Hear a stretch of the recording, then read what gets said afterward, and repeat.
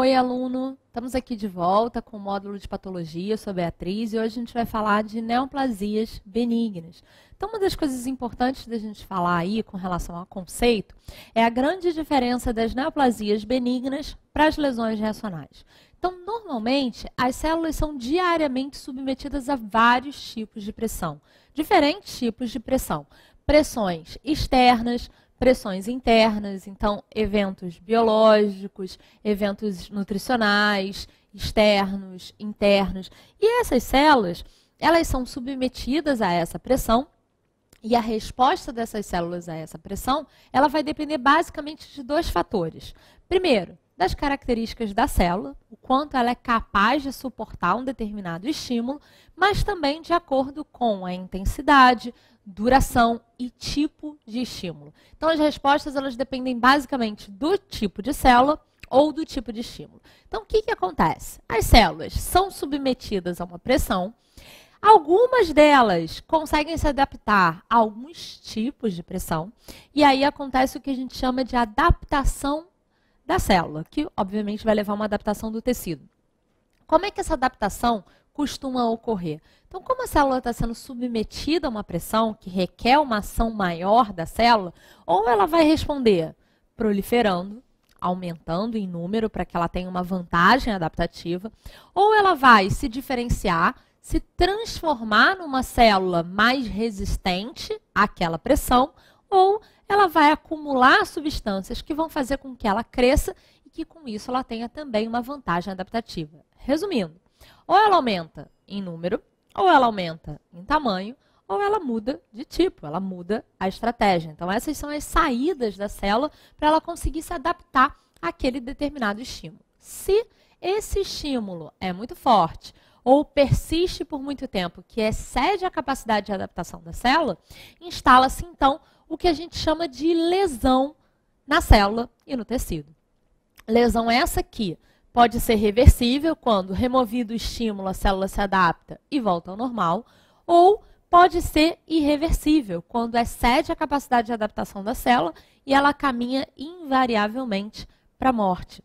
Então, quando a gente fala desse processo de adaptação da célula, a gente fala basicamente de duas coisas. Da adaptação que leva a aumento de número, de tamanho ou a mudança de tipo, a instalação de lesão que leva à inflamação.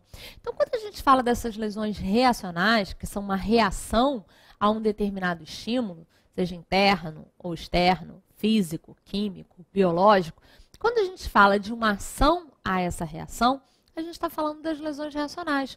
São essas sempre iniciadas por um fator, então existe sempre um fator iniciador, o estímulo que altera a célula, que leva a sua capacidade de adaptar-se, que, consequentemente, pode se instalar a lesão, trazendo inflamação, que pode ser reversível ou caminhar para a morte. Então, quando a gente fala de lesão reacional, é isso que a gente pensa. Pensa em um estímulo, um fator iniciador, pensa na adaptação da célula e no processo de instalação da lesão, que leva à inflamação. Voltando na adaptação, como é que a célula vai responder a essa adaptação? Ou ela vai proliferar, ou ela vai mudar de tipo, ou ela vai aumentar de tamanho. É justamente nisso aí que as lesões reacionais fazem diagnóstico diferencial com as neoplasias benignas. Por quê? Esse termo neoplasia vem de plasia de novo, ou seja, nova proliferação. As neoplasias, elas são eventos autônomos, ou seja, independentes de causa, onde se altera o ciclo celular da célula e a célula começa a proliferar mais do que deveria. Se nas neoplasias benignas a gente tem proliferação exagerada e nas lesões reacionais com adaptação a gente tem proliferação exagerada, nas duas a gente vai ter aumento do número de células, que consequentemente vai levar a um aumento de volume do tecido e vai gerar aumento de volume, vai gerar lesões do tipo tumorais, né? Então, quando a gente fala tumor, a gente só quer dizer aumento de volume. E embora para o paciente, quando a gente diga tumor, seja câncer, né? E para o aluno, tumor é a pior coisa que a gente pode falar, porque ele não tem a menor ideia do que a gente está falando. se é neoplasia, se é lesão reacional. Mas esse termo tumor só quer dizer aumento de tamanho. Então, na realidade, as neoplasias, elas fazem diagnóstico diferencial com as lesões reacionais porque ambas resultam em aumento de volume. Quais são as diferenças?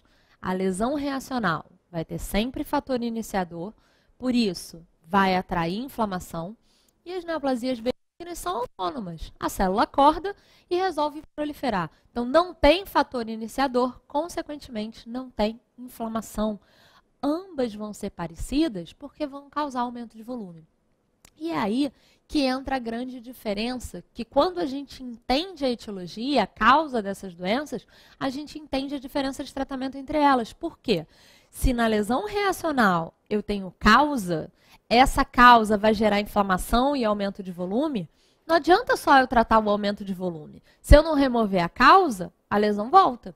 Já as neoplasias não, são aumento de volume independente de causa. Removi o aumento de volume, o paciente está tratado. Então, é por isso que é importante a gente diferenciar se é uma lesão reacional, onde a gente precisa se preocupar com a causa e remover aquele fator iniciador, ou se é uma neoplasia benigna, tratado o aumento de volume, se aquele paciente vai estar tratado. Então, essa é a grande diferença das lesões reacionais para as neoplasias benignas.